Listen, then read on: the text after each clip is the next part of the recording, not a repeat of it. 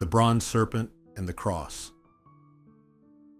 The Israelites spent 40 years wandering in the wilderness because they lacked faith. When they saw the strong people living in the land God had promised them, they were overwhelmed by fear.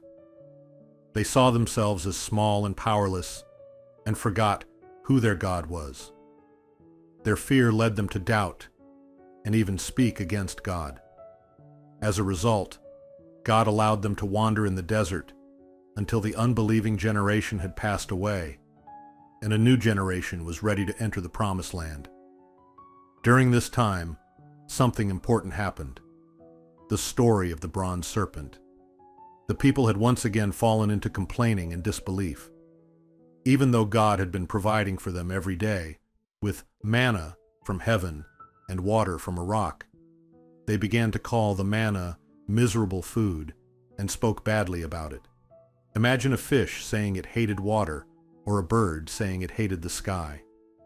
Every creature naturally depends on what God has given it. But human beings often respond to God's grace with complaints. To teach them a deep lesson, God allowed poisonous snakes to come among them. People were bitten, and some died. But God also provided a way of healing. He told Moses to lift up a bronze serpent on a pole. Anyone who looked at it in faith would live. God could have chosen any way to heal them: medicine, miracles, or light from heaven. But instead, He gave them a simple choice: look and live, or turn away and die. The difference wasn't in what they saw, but in how they saw it. Some only saw a bronze statue. Others saw God's love and mercy behind it, and they were healed. Faith is not about understanding everything God does. It's about trusting Him even when we don't fully understand. Some people appear to trust God, but are actually relying on their own strength. Others may speak of faith, but follow their own plans. True faith is not just words. It's a heart that follows wherever God leads, even when the way is unfamiliar. The Bible teaches us that faith will always be tested. In one of his letters, the Apostle Paul wrote that whatever we build on the foundation of Jesus, whether strong or weak, will be tested by fire. That fire shows what is real and lasting. Many people believe that just saying, "I believe," is enough for eternal life and blessing. But true faith is more than words. One day, each of us will stand before God, and our faith will be examined, not to condemn us, but to reveal whether our trust was in Him or in ourselves. From experience, I've learned that faith often grows through hardship. Blessings often come after suffering, and strength often follows discipline.